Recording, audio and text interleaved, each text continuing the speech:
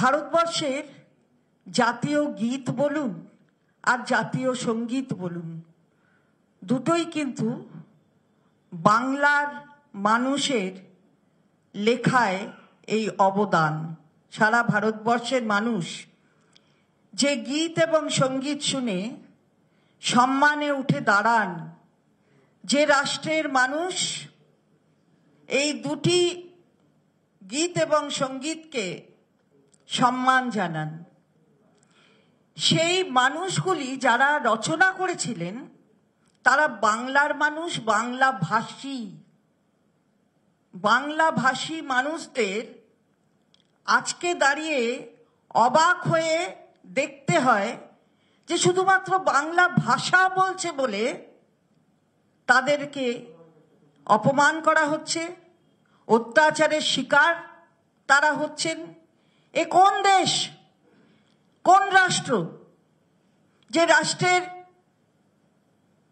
স্বাধীনতার জন্য বিদেশি সাম্রাজ্যবাদের হাত থেকে নিষ্কৃতি পাওয়ার জন্য যে রাজ্যের সবচেয়ে বড় অবদান আছে, সেই রাষ্ট্রের, আবারও আমি পুনরাবৃত্তি করছি, সেই রাষ্ট্রের যে রাষ্ট্র জাতীয় গীত দিয়েছে, জাতীয় সঙ্গীত দিয়েছে, যে রাষ্ট্রের মানুষ তাদের লেখনীর মধ্যে দিয়ে এগুলো করেছেন, তারা তো বাংলাভাষী। আজকে কি হচ্ছে? বাংলা বললেই ধরো ওকে, পুড়ে দাও জেলে, থাকুক ডিটেনশন ক্যাম্পে, না হলে ডিপোর্ট করে দাও, অন্য রাষ্ট্রে পাঠিয়ে দেওয়া হোক। বাংলা ভাষা বলা চলবে না। অত্যাচার সংগঠিত করতে হবে, উচ্ছেদ করতে হবে ওদের।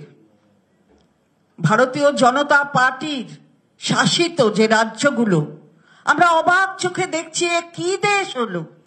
সেই রাজ্যে আপনি মধ্যপ্রদেশ যান, উত্তরপ্রদেশ যান, উড়িষ্যা, মহারাষ্ট্র, গুজরাট, দিল্লি, যে কোনো রাষ্ট্রে আপনি যান, বিজেপি শাসিত রাজ্য, বাংলা বলছো।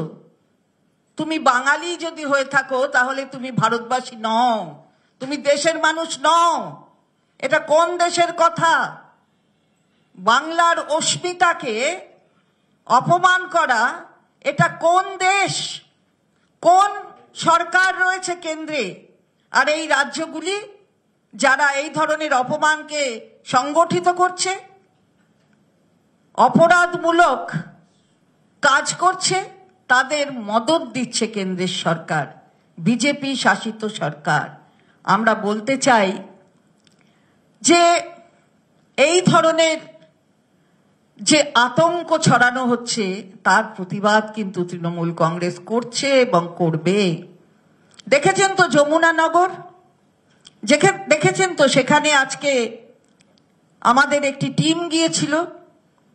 দিল্লির বাঙালি আছে এই কলোনিতে, এখানে থাকা চলবে না, উচ্ছেদ হতে হবে। কেটে দাও লাইন, ইলেকট্রিকের লাইন, কেটে দাও জলের লাইন। আমার সচিত্র পরিচয় পত্র আছে, দেখাচ্ছেন তারা। চলবে না, চলবে না, তুমি বাংলা বলো, তাই তোমাকে উচ্ছেদ করতে হবে এখান থেকে। যত রকমের প্রক্রিয়া সেগুলো চালু হয়ে গেছে। এটা বুঝি রাজধানীর কাজ? এই ভারতবর্ষের রাজধানী, সেই রাজধানীতে এই কাজ হচ্ছে। আমরা তীব্র ধিক্কার জানাই। একদিকে এই অত্যাচার, আর আরেকদিকে এনআরসি, ন্যাশনাল রেজিস্টার ফর সিটিজেন্সে নাম থাকবে না বাংলার কেউ হলে।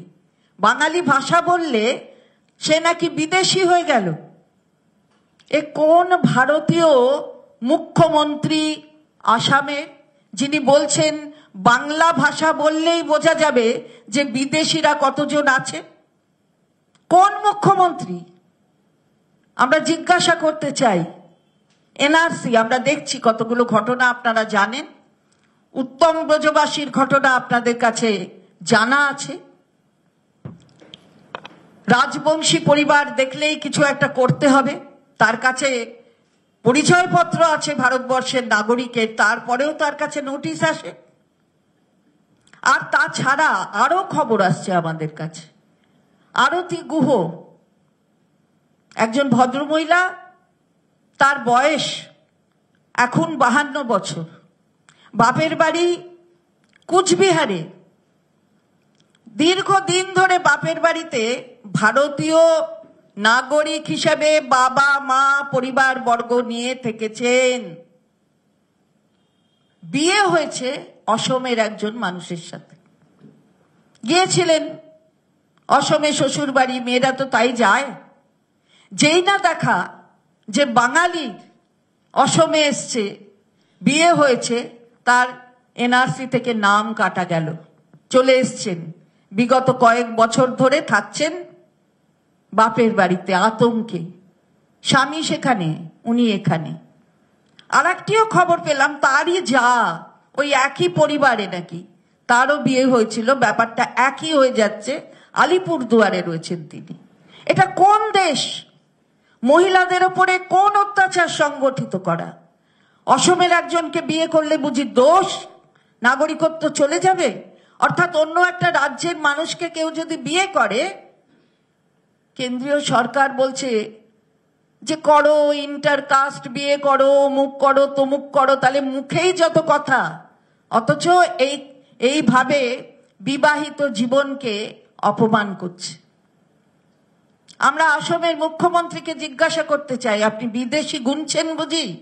এইভাবে বিদেশি, আর বিদেশ, যখন বিদেশের শাসন ছিল এখানে, তাকে মুক্ত করার জন্য তার থেকে সেখানে কারা অগ্রণী ভূমিকা নিয়েছিল আপনার জানা নেই?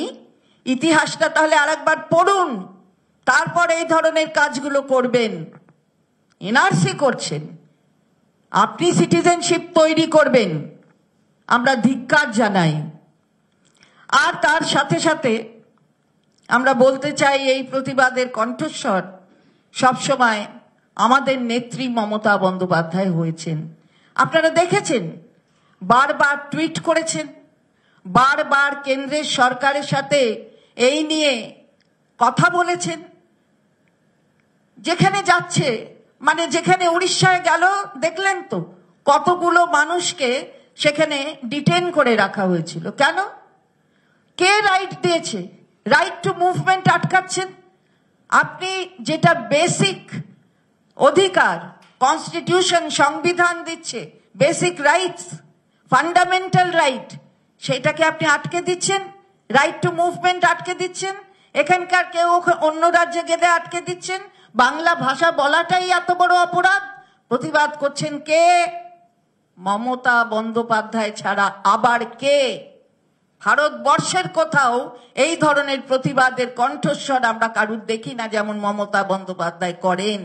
আর করেন বলে এই বাংলা ভাষীদের যেভাবে অপমান করছেন, বাংলা ভাষাকে যেভাবে অপমান করছেন, বাংলার মনীষীদের যেভাবে অপমান করছেন, এইভাবে পরোক্ষভাবে তার বিরুদ্ধে প্রতিবাদে সামিল হবেন, এবং হয়েছেন তো বটেই। আগামী 16ই জুলাই বেলা 1টায় কলেজ স্কোয়ার থেকে ডরিনা ক্রসিং একটি মিছিল, প্রতিবাদ মিছিল হবে, যার নেতৃত্বে থাকবেন আমাদের নেত্রী সর্বজনশ্রদ্ধা মমতা বন্দ্যোপাধ্যায়। তার প্রতিবাদের কণ্ঠস্বর নিয়ে তিনি সেখানে থাকবেন, সেই মিছিলকে নেতৃত্ব দেবেন।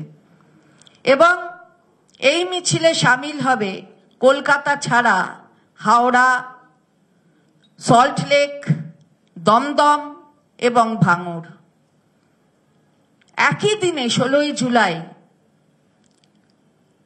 2টো থেকে 4টে এই প্রতিবাদ সংগঠিত হবে প্রত্যেকটি জেলায়। অর্থাৎ আমাদের এই রাজ্যের যতগুলি জেলা আছে, সাংগঠনিক জেলা আমাদের তার থেকেও বেশি আছে, আপনারা জানেন। সুতরাং প্রত্যেকটি সাংগঠনিক জেলায় এই প্রতিবাদ সামিল হবে, এই প্রতিবাদ সংগঠিত হবে এবং আমাদের কর্মীরা তাতে সামিল হবেন। তাই আগামী 16ই জুলাই প্রতিবাদের আর এক নাম আপনারা দেখবেন মিছিলের মাধ্যমে। কলকাতা শহরে তো হবেই, নেত্রীর নেতৃত্বে এবং তারপরে সারা বাংলায়ও সেই প্রতিবাদ সংগঠিত হবে। আমরা এই অপমান সহ্য করব না।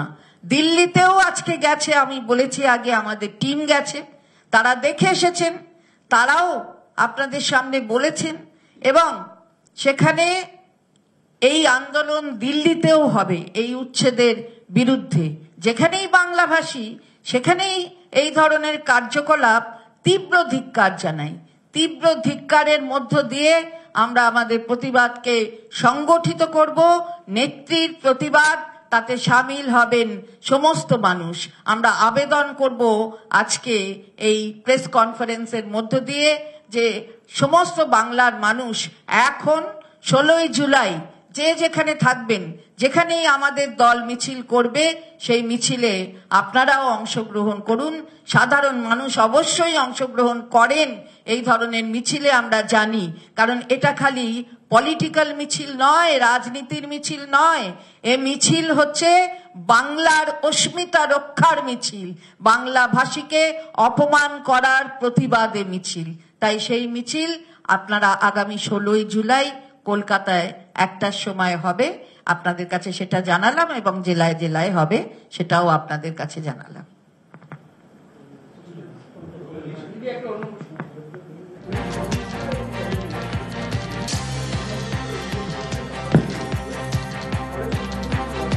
বললে বাংলাদেশি তকমা এবং প্রতিবাদের কথাও জানানো হলো। চন্দ্রিমা ভট্টাচার্য তিনি জানালেন, এটাই তো বলতে চাই, আবারও একটু নজর রাখবো। যেখানে এই ধরনের অত্যাচার হচ্ছে সেই সব রাজ্যগুলো এবার একটু সজাগ হোক। বিজেপি শাসিত রাজ্য, এই ধরনের অত্যাচার হলো, কি হচ্ছে, কতবার আমি দেখলাম একটা মহিলা কমিশন কি যেন রিপোর্ট চেয়েছে, যায়নি কেন?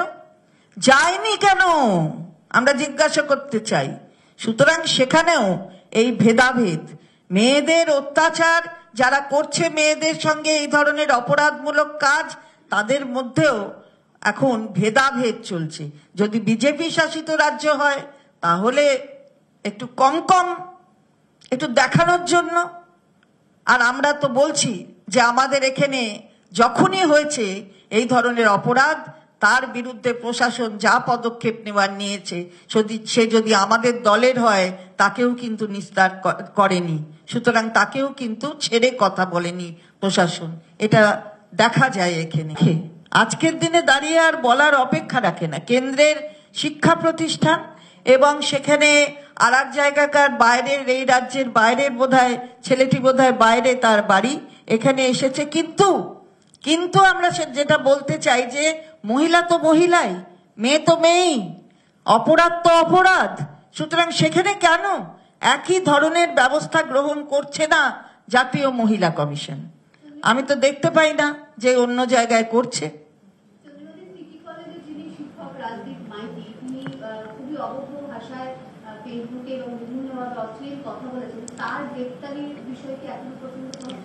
না, যখন যেটা প্রশাসন করবে, যেটা করার, সেটা আমরা কোনোদিন কাউকে ছেড়ে আমাদের প্রশাসন কথা বলে না।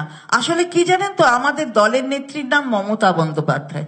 কোথায় ছিল এরা যখন অনিতা দেওয়ান হয়েছে? কোথায় ছিল এরা যখন তাপসী মালিক হয়েছে? কোথায় ছিল নন্দীগ্রামের ঘটনার সময়? কোথায় ছিল সিঙ্গুরের সার্বিক ঘটনার সময়? ছিল না এরা, এদের কোথাও দেখতে পাওয়া যায়নি। সুতরাং আমাদের নেত্রী বিরোধীতে থাকলেও যে কথা বলেন, যখন প্রশাসনে থাকেন একই কথা বলেন, এ বিষয়ে কোনো সন্দেহ নেই। তাই আমাদের প্রশাসন থেকে যা যা ব্যবস্থা গ্রহণ করার, সেটা সর্বতোভাবে গ্রহণ করা হচ্ছে।